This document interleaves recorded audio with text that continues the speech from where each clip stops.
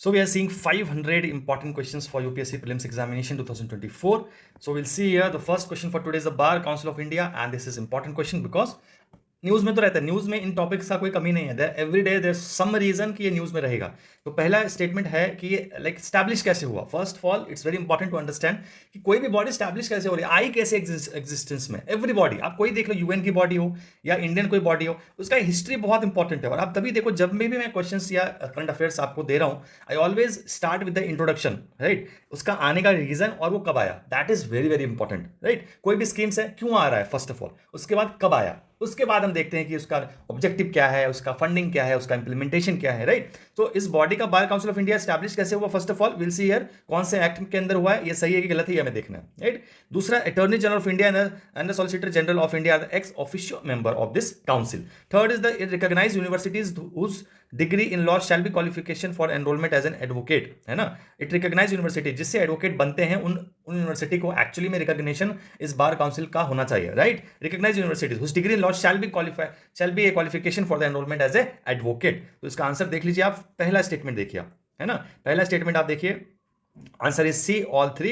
And first statement you can see advocate act 1961, this is very very important. आपको मैं original document से ये आपको स्क्रीनशॉट दे रहा हूं। और कॉन्स्टिट्यूशन देखिए, attorney general and solicitor general आता है x officio members, okay, this is important. Now the council elects its own chairman, council elects its own chairman and vice person for a period of 2 years from amongst its member. तो आपको यहाँ पे interference बाहर का नहीं है, it elects section 7 cover the bar council regulatory. अच्छा, ये इनका रेगुलेटरी प्रोविजन है, क्या क्या करते हैं, ये सब कुछ पढ़ने का नहीं है, याद करने के लिए नहीं है, बस आपको एक बार इसका गो थ्रू करना है, right. To recognize universities whose degree in law shall be qualification for the enrolment as an advocate, ये भी काम है इसका, that's why it visits and inspects, inspection भी डालते हैं।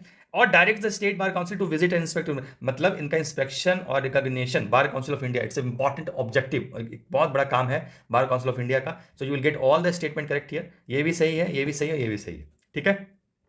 अब देखिए यहाँ पे दूसरा क्वेश्चन देखिए, water erosion is the second major cause of the land degradation in India after wind. Water erosion is second major cause land degradation, है ना। ये भी हमने किसी रिपोर्ट से ही आपको आंसर में प्रोवाइड करूंगा। और Maharashtra has the maximum land under degradation, तो मैक्सिमम और कौन सा है, this is a factual question, ये एग्जाम में आएगा तो या तो आता है या तो गेस करोगे, राइट। अब इसमें कोई गेस करने के लिए तो है नहीं, विंड और लैंड दोनों पे ही तबाही मच रखी है, राइट। दोनों का ही मेजर रोल है लैंड डिग्रेडेशन में, इसका भी रोल है, विंड का भी। तो इसमें कुछ प्रेडिक्शन नाम की कोई चीज नहीं है, कुछ एनालाइज करने के लिए कुछ भी नहीं है, फैक्ट, बिल्कुल फैक्ट चीज है, right. Now moving to the answer is D, neither one neither two. आप देखो यहाँ पे among the state Rajasthan is a maximum land under degradation, ठीक है, इनका एरिया भी दिया गया है। Maharashtra is second highest, okay. सो ये आपको ध्यान रखना है। As per the latest report, water erosion is the major cause of land degradation in India. अब यहाँ पे लैंड और विंड दिया था, है ना, वाटर इज सेकंड दिया था, तो आपको देखना है यहाँ पे water is the first, land according to 5906 59, इतना परसेंटेज वाटर का है, ठीक है। 15% विंड, विंड का देखो कितना है, 15%, ठीक है ना। तो आप देख लीजिए कि ये एकदम से फैक्चुअल चीजें जो आपको पता होना चाहिए, है ना, इस चीज का थोड़ा सा ध्यान रखोगे। 55% लैंड डिग्रेडेशन वाटर करता है, and this is what you have to remember. Now these parameters, teaching, learning and resource, research and professional practices, graduation outcomes, outreach and inclusivity and perception. थोड़ा अगर आपने करंट अफेयर्स पढ़ा है तो इतना तो पता चल गया हो आपको कि ये कुछ रैंकिंग में है ना। ये यूनिवर्सिटीज की रैंकिंग का एक इंडेक्स है, पैरामीटर्स है ना। अब इसके 4 रैंकिंग दे रखी है, इसमें से किसका है ये, है ना। तो इसमें अगर आप देखोगे यहाँ पे, तो आप देख लीजिए इसका जो आंसर है that is in the D, national institutional ranking framework. इस चीज का आपको ध्यान रखना है कि ये आपका आंसर डी है, इसको आपको करना है। Now this is something you should understand, यहाँ पे पढ़ लो, यहाँ पे एक बार, है ना, कहाँ पे अप्रूव्ड हुआ, approved by ministry of human resource department and launch by the minister on September 2015 से, and it's a national framework, right. So ये थोड़ा सा इंपॉर्टेंट हो जाता है, अगर इंटरनेशनल फ्रेमवर्क हो तो इतना इंडिकेटर्स में नहीं जाने, उतना इंपॉर्टेंट नहीं होगा, नेशनल है इसीलिए ये आपको थोड़ा सा याद रखना, ठीक है। बहुत सिंपल सा क्वेश्चन है। इट्स स्पेक्टेबिलिस इज सिन्ना स्पेक्टेबिलिस, ये कौन सा है, 4 ऑप्शंस में से एक बार देख लीजिए, है ना। इट्स ए इन्वेजिव स्पीसीज है ना, brought to the Wayanad for shade in mid 19, the invasive alien species tree sneaked into the Wayanad wildlife sanctuary and established itself over large part in the few decades. ये news में था, वायनाड बहुत परेशान है इस species की वजह से, तो ये इन्वेसिव, ये पता भी चल रहा होगा आपको, राइट ना। First law commission in India, again the second body for the today, पहला क्या था, advocate law commission in India, bar council of India, और ये है आपका लॉ कमीशन, ठीक है। अब आप देखिए इसका इसके हिस्ट्री और evolution, again it's very very important, any topic का हिस्ट्री और evolution is important. Under the chairmanship of Macaulay, the Indian penal code was drafted and brought into force by 1862, okay, पहला fact.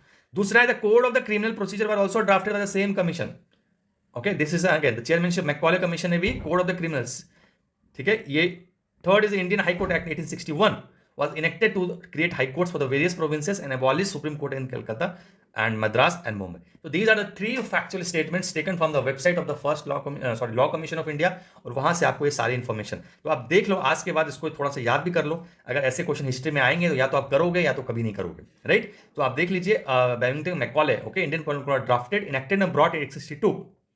The CP code for the criminal procedure was also drafted by the same commission, okay, and host of the other statutes and code, ये भी act हुआ था। and the following the first war of independence, the control of the company territories, आप पूरा पढ़ के देखिए, you will get to know that these high court converted the first high court through letters of patent authorized by the Indian High Courts Act passed by the British Parliament in 1862.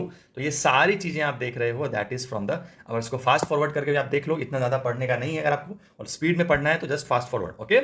Next question is related to IMF, International Monetary Fund. Now again consider the following statements. In this you will see here, in most of the case countries government and IMF agree to the program of the economic policy before IMF जब land करता है, पैसे land कर रहा है दूसरे country को, तो countries government and IMF agrees to the program of economic policy, है ना। ऐसा नहीं है कि पैसा दिया और आप अपनी मर्जी का जो करना है कीजिए, आप बैठ के प्लानिंग करते हैं। IMF का पैसा है ना, so he will do planning. National government को एक पूरा एकदम छोड़ के नहीं दे दिया जाता कि आपको जो करना है कीजिए, right. There is no interest rate involve the loans provided by IMF to the countries, first of all this, okay. Currently more than 70% loans granted by the IMF infrastructure project by the different countries. Infrastructure majorly जो काम है IMF का, infrastructure project के लिए है कि नहीं ये पता करना है। Now answer is C, only one is correct because you see here first is correct, पक्का। आप देखिए यहाँ पे, typically countries government and IMF agreed on the program of the economic policy before IMF lends to the country. तो ये चीज आपका statement है पहला, है ना। अब आप देखिए, ये 5 स्टेटमेंट उनकी वेबसाइट से लिया गया है। एक्चुअली प्रोसेस क्या है लेंडिंग का, है ना, आप एक बार देख लेना, कोई बहुत बड़ा नहीं, यही इंपॉर्टेंट लाइन था, वो मैंने आपको दे दिया। Now what kind of financial assistance does IMF offer? IMF doesn't lend for the specific project, instead IMF provides financial support to countries hit by the crisis to create breathing room as they implement policies. तो आप देख रहे हो, crisis में financially stability is the major aim of the IMF। Financial stability लाना country में, उसके projects को फंडिंग करना उसका काम नहीं है, वो वर्ल्ड बैंक का काम है, ठीक है। मतलब सिर्फ वर्ल्ड बैंक एक्सक्लूसिव नहीं है, उसका मेजरली जो प्रोजेक्ट है 70% वर्ल्ड बैंक का इट्स इंफ्रास्ट्रक्चर प्रोजेक्ट्स के लिए होता है, ठीक है। Second statement is incorrect. आप देखो, IMF lending into 2 categories, loans at the interest rate determined by the average of those prevailing in the world's main currency and loans to low income to concessional terms. मतलब loans तो दोनों को ही, interest तो दोनों को ही लगता है, low income countries को भी और कोई भी तरह की कंट्रीज हैं उनको लोन लगता ही है, ओके। दिस इज व्हाट, तो कंसेशनल लोन्स देखो आप, कंसेशनल लोन्स, अच्छा, लो इनकम कंट्रीज को जब कंसेशनल लोन दे रहे हैं, currently bears no interest. Currently word इसलिए यूज किया है कि ठीक है आने वाले टाइम पर लग सकता है, अभी फिलहाल नहीं लगता है, बट उनके लिए जैसे loans at interest rate determine the average, 2 category है लोन के, तो आप देख लीजिए, अगर लो इनकम को है करंटली तो it's like not, but actually में आप इसको करेक्ट करोगे जब भी इंटरेस्ट रेट की बात आएगी, don't say no interest rate is there, okay. Interest rate are there exclusively, जब तक वो ना पूछें कि लो इनकम कंट्रीज की बात हो रही है यहाँ पे, तो इसका थोड़ा सा ध्यान रखोगे। And the great channel in the Indian ocean separates, the great channel in the Indian ocean separates. अब आप देख लो, इसको याद भी होना चाहिए आपको, 4 ऑप्शंस, है ना, आपको 4 ऑप्शंस याद भी होना चाहिए कि इसको सेपरेट करता है। You see here answer is Great Nicobar islands to India in Indonesia, तो आप ए आंसर करोगे मार्क इसका। यहाँ पे मैंने मेंशन ग्रेट चैनल, देखो, है ना, ये ग्रेट चैनल है, इसको और इसको सेपरेट कर रहा है, okay. The provision, the very important question for today is the provision on the constitution they are concerning the power. अच्छा, power of the Supreme Court amended, okay, it can be amended. ये कैसे amend हो सकता है power of the Supreme Court? 4 option आपको दिए गए, okay? तो इसको amend करने के लिए क्या ऑप्शन है आपके पास? इसको amend करने के लिए आपको रेटिफिकेशन चाहिए या नहीं चाहिए, या फिर आपको कॉन्स्टिट्यूशनल अमेंडमेंट पास, तो ये आपका सी आंसर है। You see here power to amend the constitution. अब इन्होंने कहा है कि अगर ये सारे एक्सेप्ट ये जो ABCDE है, इनको अगर अमेंड करना है तो you have to pass by the amendment, state legislature का भी रेटिफिकेशन होना चाहिए, okay.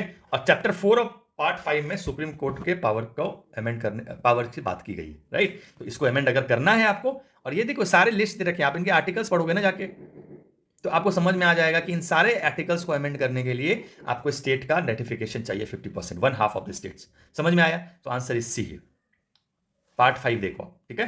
Now which of the above states share the least number of international boundaries? Least number of international boundaries कौन शेयर करता है? This is the 4 options with you. अब आप देख लो 4 ऑप्शंस में से, इनमें से आप आसाम के कितने स्टेट हैं, सिक्किम के कितने, अरुणाचल के कितने, वेस्ट बंगाल के? तो answer is a, Assam, okay. Assam shares boundary with Bangladesh and Bhutan. आप सोच भी नहीं पाओगे कि इसका आंसर असम हो सकता है। अरुणाचल प्रदेश 3 स्टेट के साथ इंटरनेशनल बाउंड्रीज बनाता है, सिक्किम 3 स्टेट के साथ, वेस्ट बंगाल 3 स्टेट के साथ। खत्म के लिए यहीं पे असम आपका answer, most of the zero. तो आप देख लो मैप कितना जरूरी है आपके लिए। आपको मैप को दिमाग में प्रिंट करना है and then only you can succeed. Map को अगर पूरा कमांड करना है, you have to draw image in your mind. याद नहीं करना है मैप बिल्कुल गधे की तरह, है ना। तो ड्रेनेज सिस्टम आप देख लीजिए, नेक्स्ट क्वेश्चन है। और drainage system kind of you have to see here older और हिमालयन, लाइक कौन सा है, पेनिनसुलर ड्रेनेज सिस्टम ओल्डर है, हिमालय, ये पहला स्टेटमेंट है।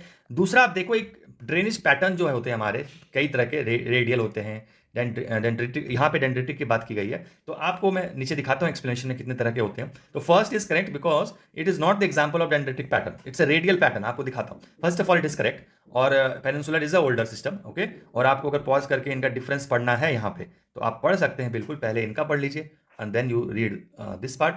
आप पढ़ लीजिए दोनों का, you will get to know the difference between the Himalayan and the peninsular, ठीक है। अब ड्रेनेज पैटर्न कई तरह के होते हैं, देख लीजिए। बिकॉज अमरकंटक हिल से जब निकलता है, राइट, सन निकल रहा, सन नदी, महानदी, तो all such are creating its radial pattern. Dendritic में क्या है, ऐसे करके it's not like this, right, different direction में निकल रहा है ना रिवर्स अमरकंटक से। सो सी हियर, लाइक अगर ये माउंटेन है, son originating from the Amarkantak flows in different direction, ठीक है। Good examples of the radial pattern. तो ये रेडियल पैटर्न का एग्जांपल है, समझ में आया। Now moving to the next question, it talks about the global programming enhancing radiation, relica, okay, रेलिका।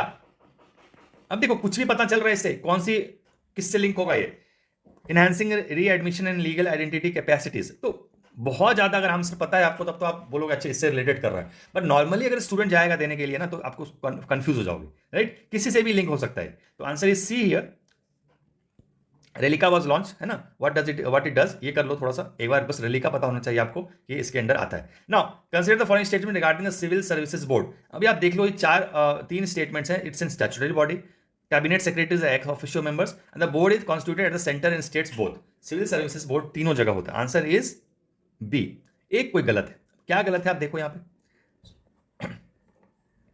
अभी आप देखो यहाँ पे पूरा एक्सप्लेनेशन दिया है, यहाँ पे ऑर्डर आया था सुप्रीम कोर्ट, ठीक है। To insulate the bureaucracy from the political interference, to put an end to the frequent transfer of civil servants, the Supreme Court in 2013 directed the center कि establish करो कुछ। तो उसको नजर रखते हुए, to constitute civil service board center and the union territories with high ranking from service officer, ये बोला उन्होंने।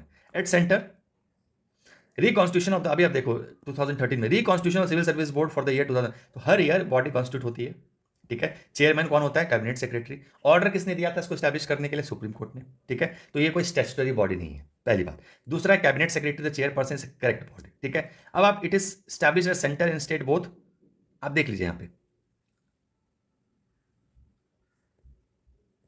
other has to direct into service at the center and states both, okay, center and states both। तो it's correct answer, the first is incorrect, okay, ये statutory body नहीं है, ठीक है ना, ओके।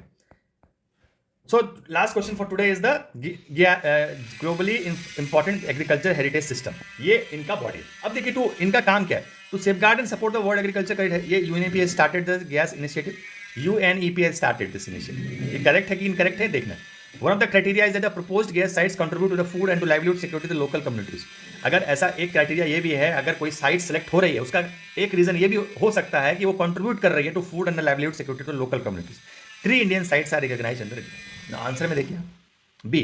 फिर यहां पे भी एक गलत है, पहला ही गलत है, because FAO establish not UNEP। First is incorrect, ठीक है, ओरिजिनल डॉक्यूमेंट से। अब इसका 5 क्राइटेरिया होते हैं। The areas where all 5 gas selection criteria outline the proposed documents are metalised और अप्लाइड, ओके। इज देखो आप ये क्राइटेरिया देखिए आप, है ना। तो हमने आपसे क्या पूछा है, ये वाला, okay. So this is what. अब इसको याद करने के लिए आपको 5 को देखना। इस स्टेटमेंट की वजह से आपको ये चीज पता चली, right. So this is the importance of the solving good questions, कि आपको और आइडिया लगता है। It's not only about the statements, okay. तो इस चीज का पता चला। 3 साइट्स आर रिकॉग्नाइज्ड। बार बार देखता था ये गैस साइट्स में, आप देखो मैं बार बार कोशिश करता था, उधर हमेशा 2 साइट्स मेंशन होते थे, ओके। बाकी हर डॉक्यूमेंट को खोल लो, उधर 3 साइट्स होते थे।